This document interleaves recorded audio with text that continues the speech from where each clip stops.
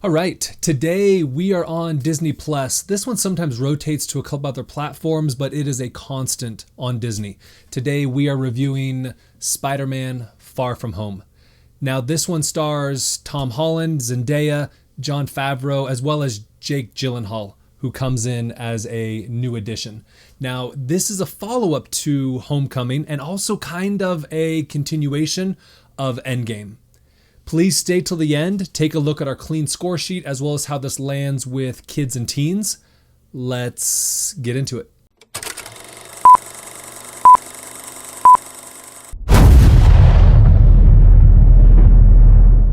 All right, so lately my kids have been on this superhero kick. I guess I just haven't been paying attention, and several times I've kind of said, hey, haven't you seen that one? And they're like, no, I have no idea what you're talking about. So they've been getting into a couple of the Marvel superhero movies, and it's been fun. So this one takes us to Spider-Man, and he gets thrown out of New York into this Europe high school trip that they take.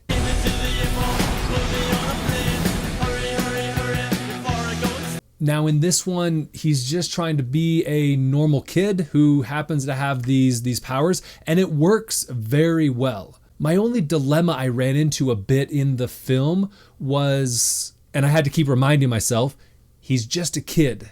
And so he acts a lot like a kid, which again, I know he's just a kid, and he does a very good job portraying that aspect, but it got a little bit, I don't know, old for me, where he continues to act like a kid and you're thinking, man, you're supposed to be the superhero and you're continuing to act like a kid. So it didn't throw me off, but it was just one of those things I took note of a lot in the film. Now, with that said, this is one of the more fun Spider-Man movies.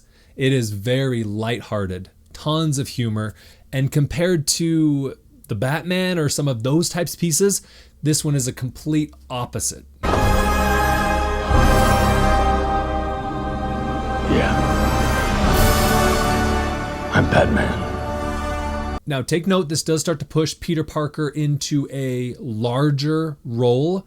They tease a little bit on him becoming the new Iron Man, because remember, in Endgame, this is an afterthought. Iron Man, or Tony Stark, has passed away, and so now the question is who's going to take over in the Avengers, and Spider-Man, Peter Parker, has been teased a little bit that that's his new role, or that that's going to be his new role. Undetermined still. Now, story-wise, this one had quite a few plot twists that I would argue you probably don't see coming, and we're not going to spoil any of those pieces here. But the basics of it, a new threat shows up, happens to be in Europe, coincidentally Spider-Man's in the same place, and he's asked to save the day. And they do address, and he even brings it up in the film, there's so many other heroes, why am I the one who's got to do this? And this is where kind of that kid piece comes in. He's like, I just want to go on my trip, I just want to spend time with my friends, and they're asking him to be the hero instead of the kid. But he does bring it up as to why can't you grab some of those other heroes and have them take care of it? And they do address that somewhat. There are some pieces to where they note that this is a world threat, and yet none of the individuals could come and try to help this save the world type scenario. So that for me was a little bit of a disconnect, but nothing that threw the movie off too much. And with all of that said, I watched this again, as I noted, with the kids, and it continues to hold up. It is a very fun, well done movie. Just a quick reminder, if this review helps you to determine what to watch, please take a second to like and follow the channel, as well as share it with somebody who may be looking for good, clean, honest reviews of movies as well. That really helps us to find more families who are looking for good, clean things to watch. So in this one, Tom Holland, he is a great Spider-Man. He's been here for a little bit, right? He was in some of the Avenger pieces. He got introduced in Iron Man Civil War.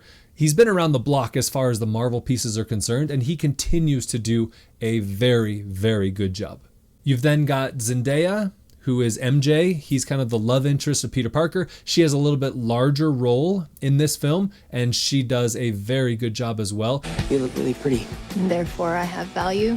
No, that's not right. I'm messing with you. You look pretty too. And then you also have Jake Gyllenhaal, who comes in as Mysterio. You don't want any part of this. he also, in all of his films, he continues to do a great job. This one is included. He does a great job in this one as well. And then you have your supporting cast. They're part of what makes this movie fun. Lots of jokes, lots of humor, like lots of lightheartedness that comes from both the students as well as some of the teachers and some of the other adults and those types of pieces in the film. It really is a very lighthearted film. Okay, let's take a look at our clean score sheet. You can see up here on the top, we got high ratings on all of these pieces. As I've mentioned, as I haven't minced words very much, it's a good movie. I'd highly recommend it. This was a fun story, had several different twists that you weren't really expecting.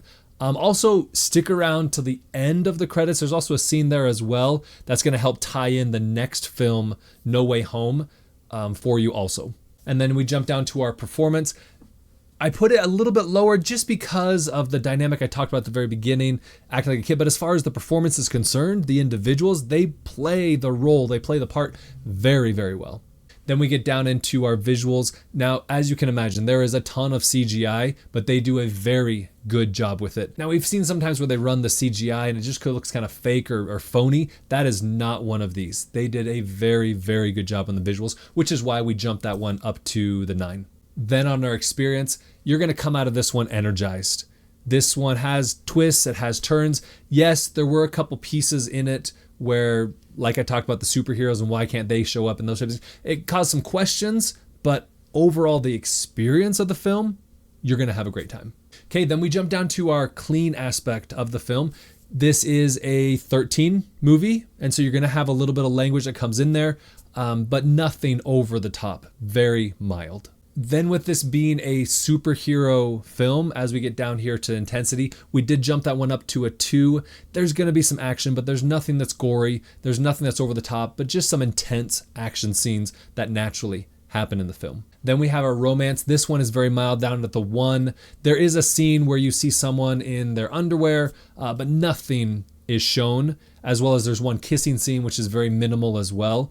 And so this one is very well done as far as the minimized romance, minimized language, hero, intense action type movie. They did a very good job. And so as I noted, I watched this with my kids. So as we jump down to the cringe level, man, there was nothing that as I was watching, I was like, oh, hey, maybe our kids shouldn't be watching this. None of those pieces came up for me.